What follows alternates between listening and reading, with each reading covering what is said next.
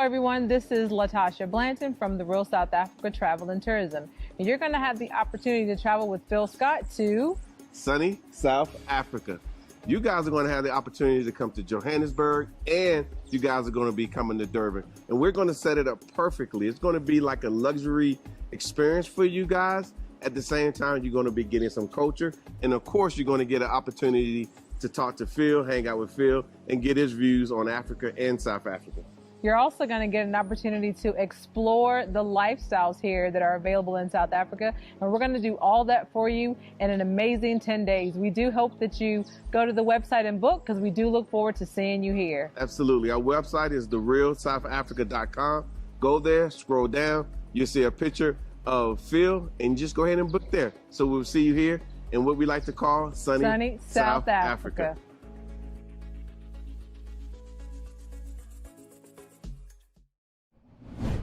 Just as Mayor Eric Adams of New York City has issued a stark warning to the residents, they're saying that there will be a surge of migrants converging on the city within the next couple of months due to the actions of Republican governors, specifically that of Greg Abbott of Texas, busing them to his city. Now, of course, y'all know Mayor Eric Adams have had some sort of a fallout with the Biden administration due to Biden plain old ignoring him. Now, Eric Adams said that he did meet with Biden in 2021 and 2022. However, he has still not met with him in 2023. And of course, by now, when y'all see this, it'll be 2024. So good luck there. But that's not even why I'm here. I want to show y'all a video from a guy on TikTok that goes by the name of Danny's Auto Repair.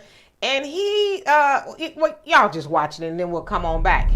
Bro, you definitely can't make this up. Somebody in there? No matter how many times we call Child Protective Service or NYPD, they don't show up. We can't physically go into that trailer with children in there. We cannot physically lock the trailer because children are in there. And we definitely can't drive away with the trailer because children are in there, as you can see. We went to the migrant shelter to figure out what's going on in there to make these guys want to live in the trailer, like someone suggested in my comment section. We went there. Someone there basically told us that these people are coming inside the shelter with 4 to 5 hot plates and cooking with them running simultaneously. The problem with that is it's tripping the circuit breaker in the hotel, which causes a blackout, which is a security issue.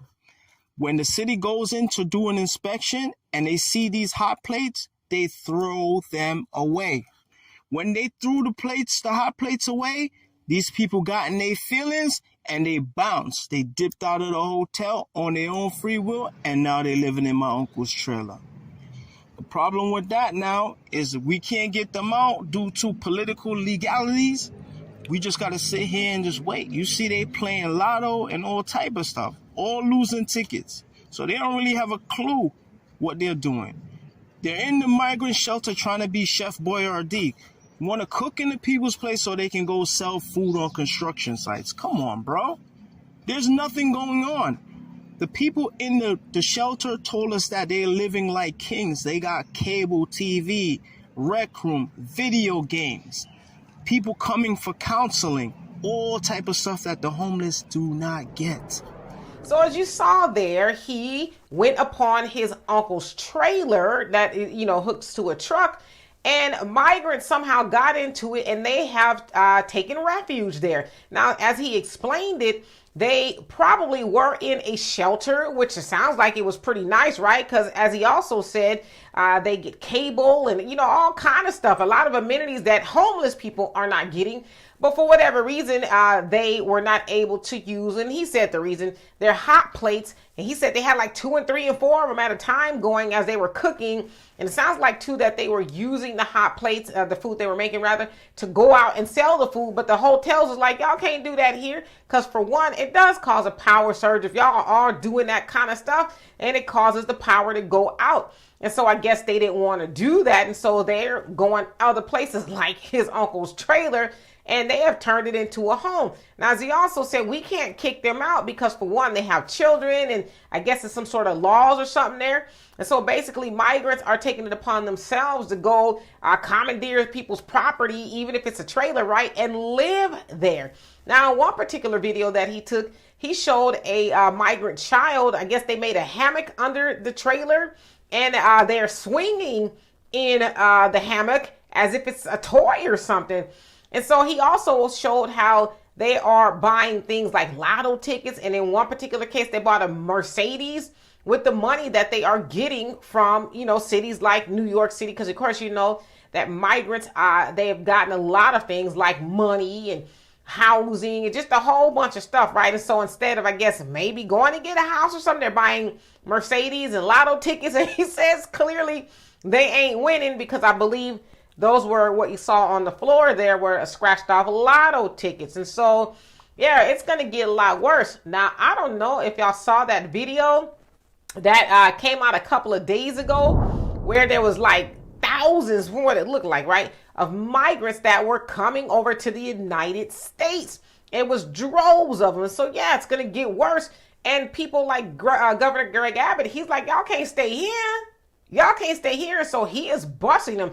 Now in Chicago, Mayor Johnson is like, you know what? If y'all bring the migrants here, we're going to impound the buses. And so that's what they started to do, because they told the busing companies, or the charter bus companies, y'all need to, sign up with us and get permission and all this other stuff before you drop them off. But it's like the charter bus companies are caught in the middle of the Republican governors and the mayors who were saying you can't bring them here, and then the Republican governors is like, oh yeah, watch us, right?